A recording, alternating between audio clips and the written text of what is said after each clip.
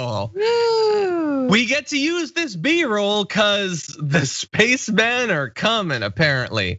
I want to show you a video that we saw over the weekend from the former head of the UFO investigation program, now known as the UAP program, Unidentified Aerial Phenomena. Anyway, here is what this former head had to say. Buried away in the Pentagon, ATIP was part of a $22 million program sponsored by then Senate Majority Leader Harry Reid to investigate UFOs.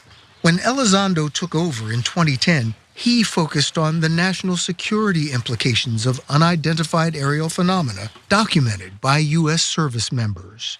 Imagine a technology that can do 600 to 700 G-forces, that can fly at 13,000 miles an hour, that it can evade radar, and that can fly through air and water and possibly space.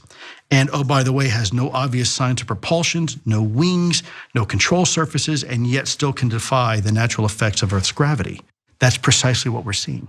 Elizondo tells us ATIP was a loose-knit mix of scientists, electro-optical engineers, avionics, and intelligence experts, often working part-time. They combed through data and records and analyzed videos like this.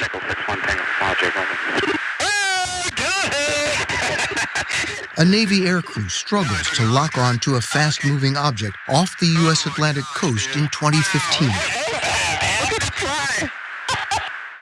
Okay, so Francesca, look, you requested this story, and I have to say, it is amazing that this stuff is out there. I don't mean that the craft are out there. You mean the truth? Is the truth out there? Is out. Well, I just want to believe, but that like the Pentagon has a group looking into this.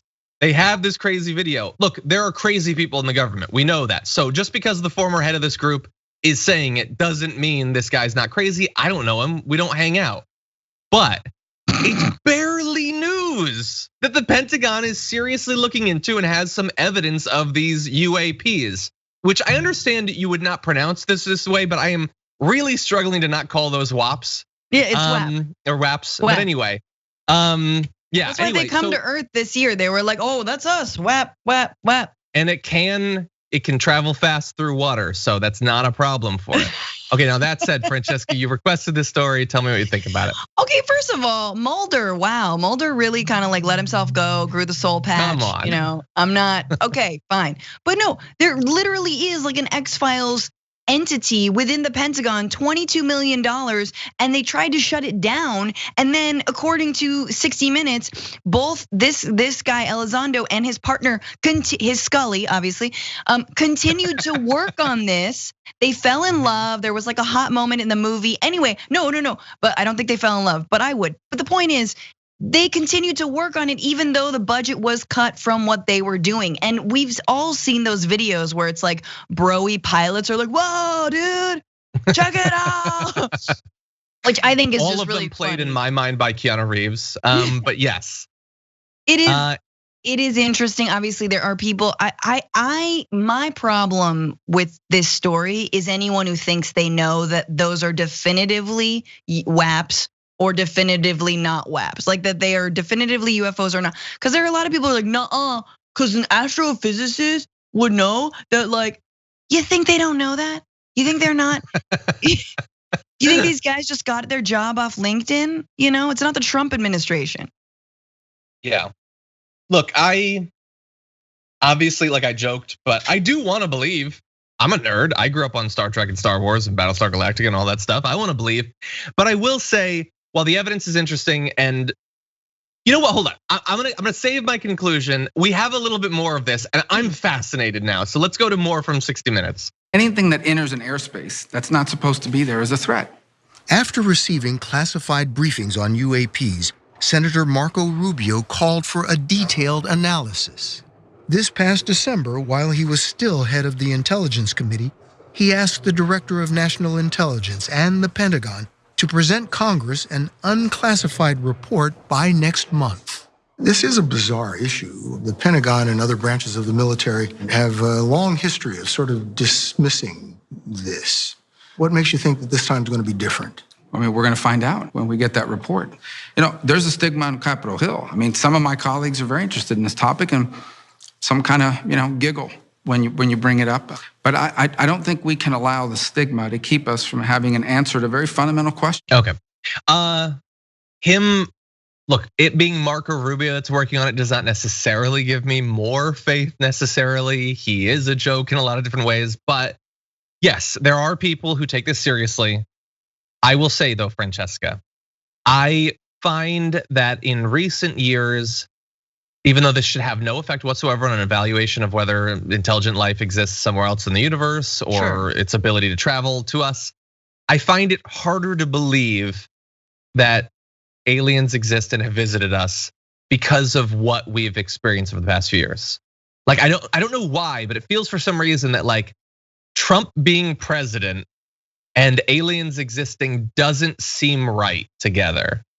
Or maybe more importantly, I kind of don't want aliens to exist as much because after the experience of the pandemic, are you telling me you have faith in how humanity would respond to the revelation that aliens exist and they're among us?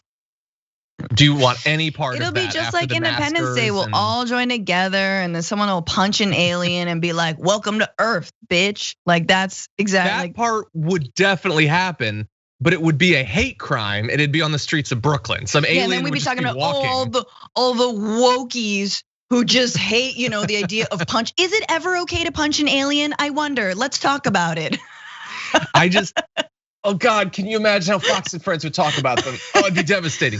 We'd finally get an alien congressperson, and they'd have all these ads where like they have like a UFO on a target and they're shooting it or whatever. It'd be too much. I used to want aliens, but I just hope that they give us a wide berth for the next 20 or 30 years. We're not ready for them. No, I'm definitely, look, if they're real, I'm definitely like going to the highest mountaintop with a sign and being like, take me.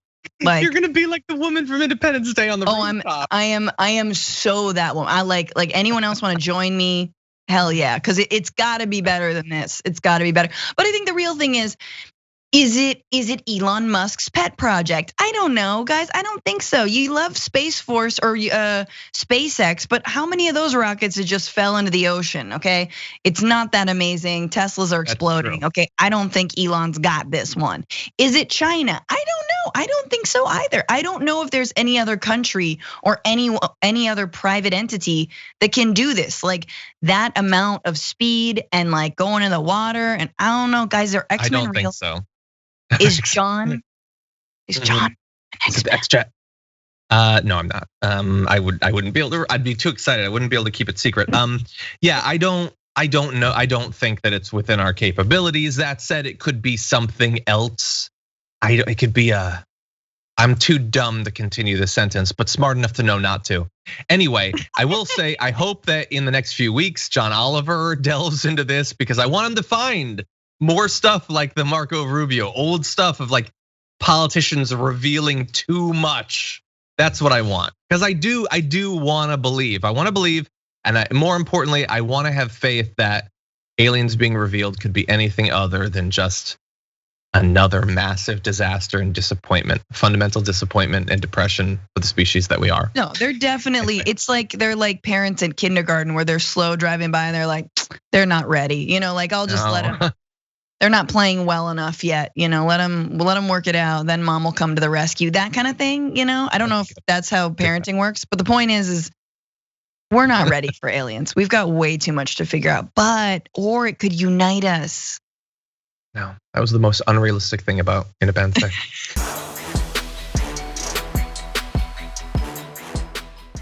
For more political news breakdowns, interviews, stories of activism, and me trying my hardest to care about the occasional big celebrity news story, subscribe to our YouTube channel at youtube.com/thedamagereport. And you can ring the bell wherever it is so you don't miss anything.